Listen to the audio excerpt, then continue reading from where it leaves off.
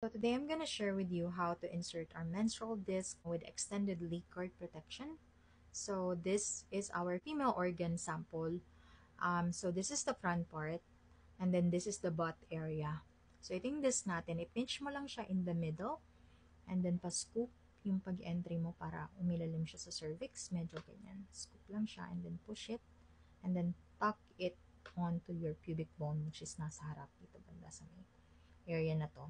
Tuck mo lang siyang ganyan to secure it in place, and this is what it looks like. So ang tamang pag-insert is dapat nakailalim siya sa cervix nyo para iwas leakage, and kasi nakaganyan siya. So iwas leakage, ayan, dapat nakailalim. And then of course, to remove it,